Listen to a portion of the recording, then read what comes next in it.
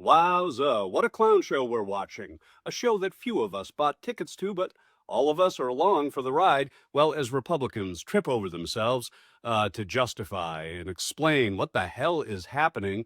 They all keep waffling on that word, war. Well, one voice of reason, well, beautifully wraps it up brilliantly for us, thinking folk. And that would be our featured lunatic-free story of the day. Welcome to Occupy Democrats. And please hit that subscribe button if you think that Jim McKay's words serve as perfect color commentary for this flop. And the agony of defeat. Okay, so much for all that winning, eh? Boy, and doesn't he look great? Well, in our featured best story of the day for people who think for themselves, the brilliant and precise Pete Buttigieg, he was on CNN last night, and he torched Trump's Republican bootlicking party. And why did he blast them? Well, here are a few good reasons before we get to today's featured story with Pistol Pete Buttigieg. Are there measures being taken not to eliminate other possible alternatives to leadership? This is war, and we're taking out the threat. And if you're part of the threat, then you're a target. You know what we'd call not all the arrows, but going after the archers. You'll concede this is war. You'll concede this is war. We haven't declared war. They declared war on us, but we haven't. War, Secretary Hicks said. Senator, we haven't declared. Just now, you said this is war. They've called it war. They've called it war. What I was saying. Okay, well that was a misspoke. What I was saying that they've declared war on us, but war is ugly. It always has been ugly. But we're taking out a regime that's been trying to attack us for quite some time. But you're not conceding this is war. We have declared war. So if we haven't declared war, then I don't see that. The president hasn't asked us to declare war yet, but they have declared war on us. We're just simply fighting the threat that's been at our door for 47 years. I've already answered your question. That ask could be coming. You've seen a amount of voters who are concerned right now about another forever war, about Americans who are dying overseas and are being told to expect more casualties. I would say stay concerned. I mean, be concerned, be vigilant, hold our feet to the fire, keep us honest on that issue. Even when it comes to Trump's decisions on this? Absolutely, man. Nobody's above your reproach.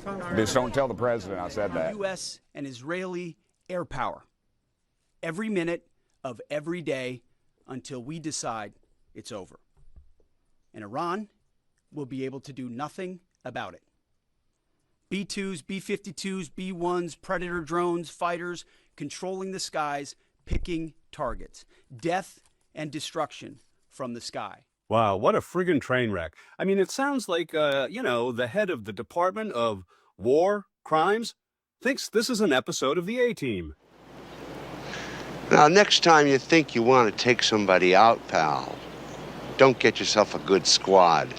Get yourself a team. Take that, Ayatollah. Okay, in our featured story today, it comes from a vital voice actually living in reality. And what he says encapsulates everything that I think we're all thinking, as every day our eyes just widen more and more in disbelief. Let's cut through all that boots on the ground BS to the guy who has both feet actually planted on terra firma.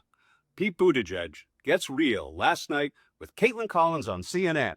Obviously, a key question as to what's playing out and all that retaliation by Iran that Aaron was just talking about is how Americans in the Middle East are supposed to get out and what's happening. And when the president was asked today why there was no evacuation plan, he told reporters, quote, because it all happened very quickly. I wonder what you think stranded Americans make of that answer. Well, it's unacceptable. When the U.S. government is telling Americans they need to get out of these Middle Eastern countries, then the U.S. government needs to be helping them do that. And, this is obviously timing that was decided by the President of the United States. So it's not as if the U.S. government, the administration, didn't know this was coming. Look, the world knew something was coming because of the military buildup. So the idea that only now are they coming up with plans to evacuate Americans makes no sense. There have been many previous instances, including, the aftermath of October 7th. That was something that the U.S., of course, did not know was coming, and still within days was mobilizing very quickly to get Americans out of the region. And here you have a case where there is a war of choosing, a war of choice launched by the President of the United States on the timeline that this administration chose. And only now Are they thinking about how to evacuate the Americans who are in harm's way? It just makes absolutely no sense. And as far as internally in Iran, the president has been saying it's time for the Iranian people to take over. Today he was saying not yet because it's not safe out in the streets.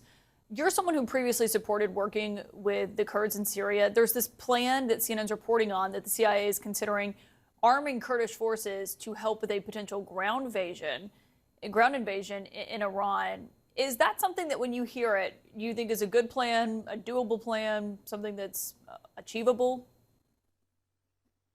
Well, we don't know much about that plan. I think it raises a lot of questions, especially given the lack of regard for planning that the administration has shown up until now.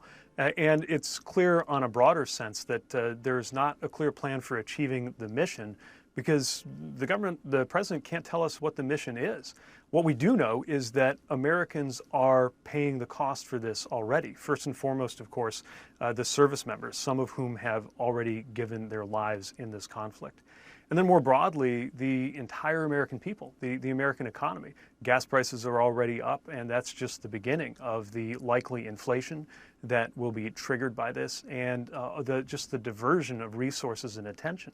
I happen to be in eastern Pennsylvania right now. I was talking with local officials describing the impact of the effect here in this region when funding for Meals on Wheels was being cut, funding for aids in classrooms being cut by an administration that says that we can't afford that. And meanwhile, we've got billions being sent into the Middle East for a war whose mission, according to this administration, seems to be changing by the hour. This gives me very little confidence that they can plan anything at all. So as we teeter on the edge of a world gone mad, it's time to get angry.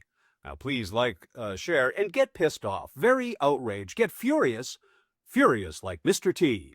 And I pity the fool that tries to get in my way. Once I make up my mind, nothing and nobody gonna stop me.